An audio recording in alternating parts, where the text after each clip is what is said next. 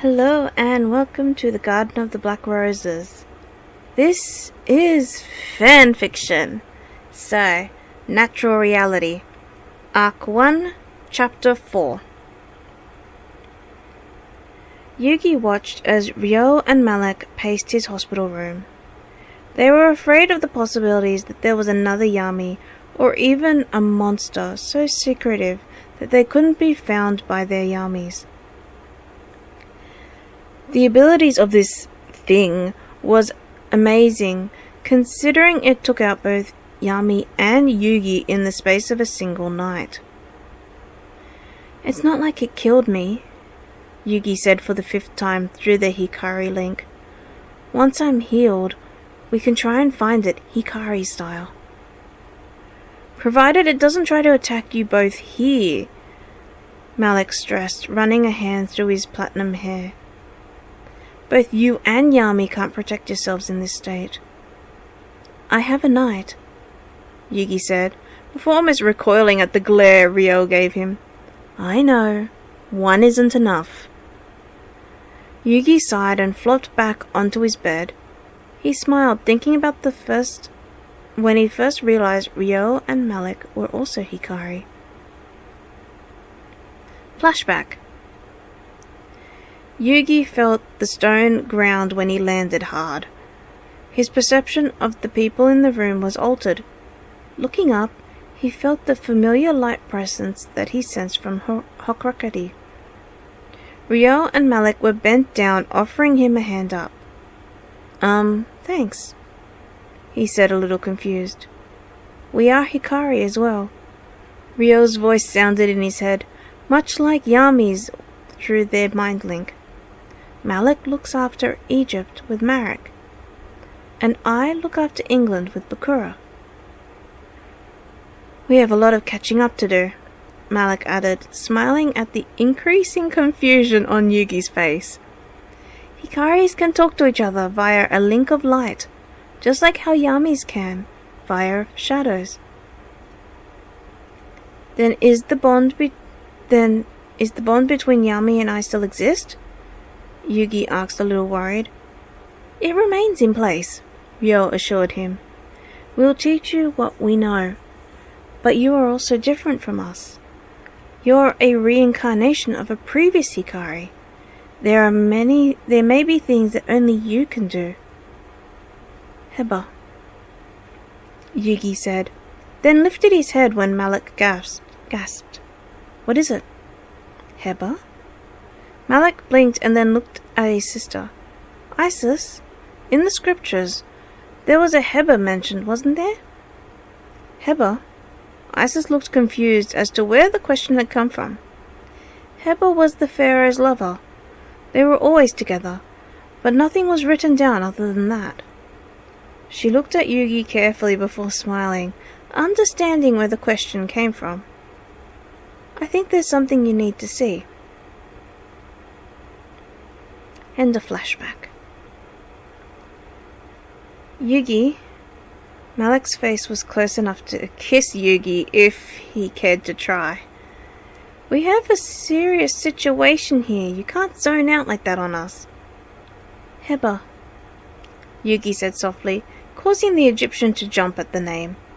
"I was just thinking, if Yami is the reincarnation of the pharaoh, then I would be the reincarnation of Heba. Interesting, don't you think, that my name is similar to Heba's?" "We never got a chance to look at what Isis wanted to show you," Malik replied, moving back to his chair with a smile. Yugioh perched himself on the bed curiously to the change in topic. But it is interesting since Heba means game in the old language. "Just where are you going with this, Yugi?" Yugioh asked curiously. "You wouldn't have mentioned Heba unless it was connected to this situation in some way." Yugi nodded and closed his eyes. "I was weakening from maintaining the barrier. Yami wanted to pull me into the puzzle to protect me, but I became angry at that decision. I lost myself to a rage that consumed me. Next thing I know, I wake up in a hospital bed, and here the house and shop were destroyed. "Do you think that Heba is within you?" Malik asked curiously. "Reincarnated souls can't be controlled by their past lives." "I think something happened in the past to Heba before the situation with Zork." Yugi opened his eyes and looked out the window. "I remember being in the memory RPG, and there was no sign of Heba. It was all from the eyes of the Pharaoh. Time also looked different, as Zork was subdued instead of sealed in the puzzle. I think we may need to pay a visit to Hokurakati," Ryo said softly. He could sense darkness within Yugi, which was growing stronger with every mention of Heba's name. "You've mentioned blackouts before whenever you were angry or in pain. I never thought it might be because of an issue stemming from your past life." "I still maintain that a past life can't interfere with a present one," Malik stated flatly. "It's just not possible." "With humans," Yugi said, catching Malik's attention. "But I'm a hikari. It might be different when it comes to us." "Maybe," Malik replied slowly. "Let me contact Marek and Isis, see what they think."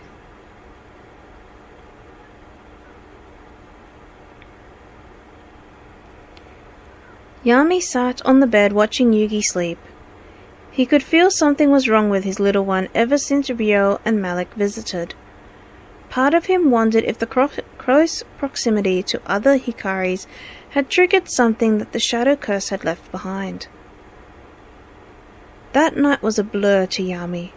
He remembered yelling at Yugi to allow him to pull him into the puzzle for safety.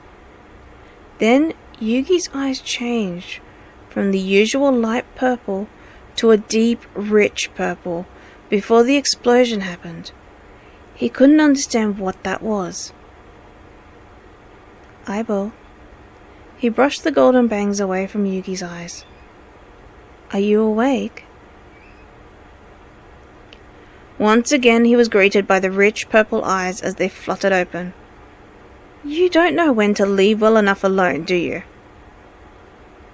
Yami recoiled at the harsh tone that filtered through their link. "I don't understand, Aibo. Why are you acting this way?" "Aibo." Yugi's harsh voice laughed at the word. "Atemu, you have really not changed a bit. Leave me to rest before I blast you out the window." Yami was at a loss for words. Yugi had never called him Atemu. It took him a moment before he remembered the strange, disjointed conversation between Yugi, Malik, and Isis after they returned through the spirit doorway. "You're Heba." He watched as a smirk played across Yugi's face. "How is this possible?" "You're a bright spark," Heba hissed back. "I take it I'm talking to Yami then, instead of Atemu. Interesting. But still, or more like we, need our rest." The word was punctuated by a yawn. "Just leave, Yami. We don't want to be disturbed."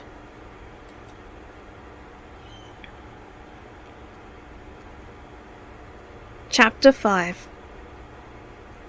It was another few weeks before Yami and Yugi were discharged from the hospital.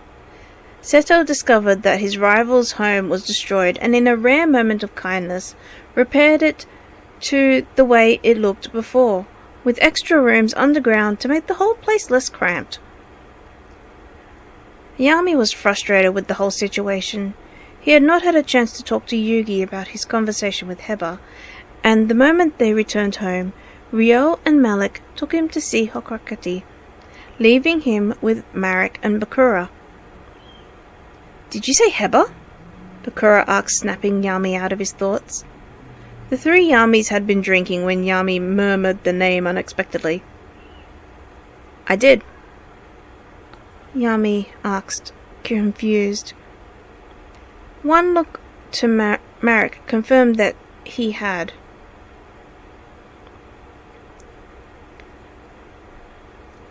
With a sigh, Yami leans back in his chair. Heba spoke to me in the hospital while Yugi was asleep. He is the complete opposite of my hikari. Heba has a lot of unresolved rage from when he was alive. Bakura said carefully, Yugi is his reborn self, and I suppose that rage has filtered over to Yugi. Unresolved rage?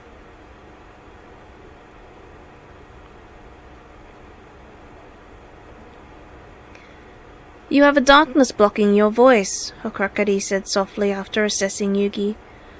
I need to remove your core in order to find out where this darkness is coming from. She indicated to Yugi to lay on a small circular mattress that was covered with soft fleece blankets. Removed my core? Yugi asked, lying down. Won't that hurt?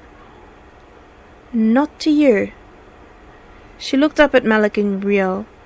You better get your Yamis to restrain and distract Yami while I do this. He's going to feel a lot of pain. Yugi's eyes widened and was about to refuse when she touched his chest, drawing a large orb of light out.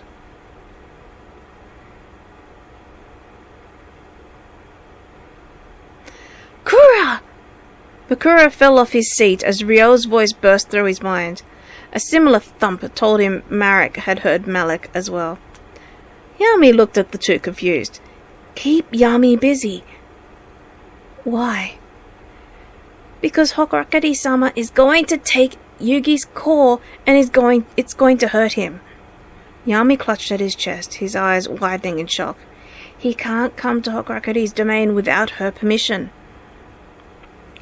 How do you suppose we keep him busy? Bakura yelled as he jumped up and restrained one of Yami's arms as Malik tried to restrain the other. I don't know, Ryo cried. Bakura could sense he was afraid of what he was seeing before him. Just do what you normally do. I'll try. Bakura softened his tone. Will you be okay? I think so.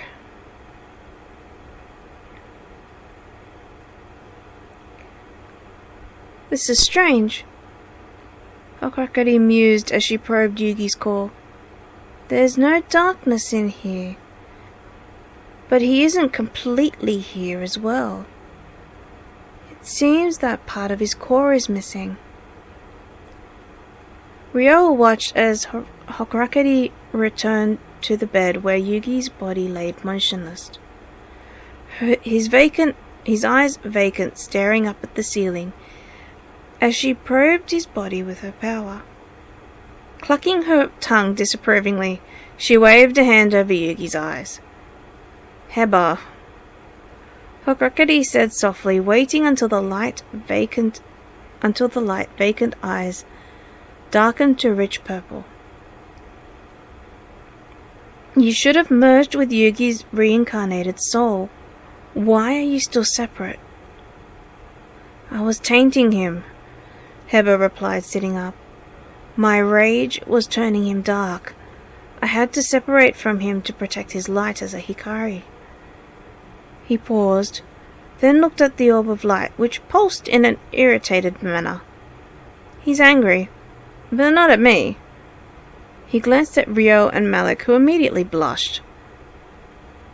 Hokrakari stared at the three hikari before focusing her attention solely on Ryo and Malik. What's going on? Our Yamis are distracting Yami, Malik said carefully, and Yami is participating. Hokrakari looked annoyed at his evasiveness. They're having a threesome, Ryo blurted out before going really red. I don't know how it evolved into that, but I think Yugi is mad at his darkness. Heba nodded and then smiled. I think Yugi will be difficult to subdue once you return his orb to his body. He looked at Hokrakari with a sneaky smile. But I do have a suggestion on how to subdue it.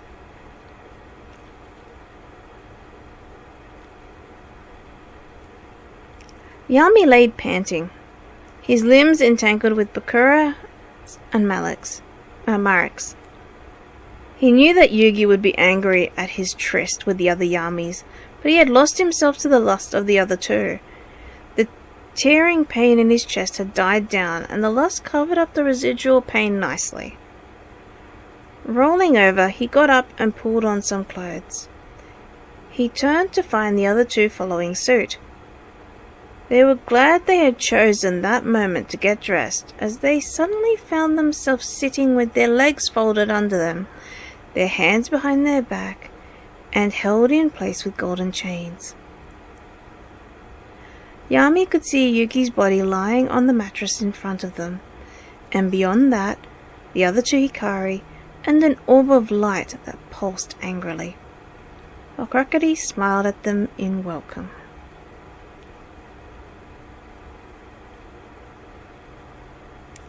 And that's it.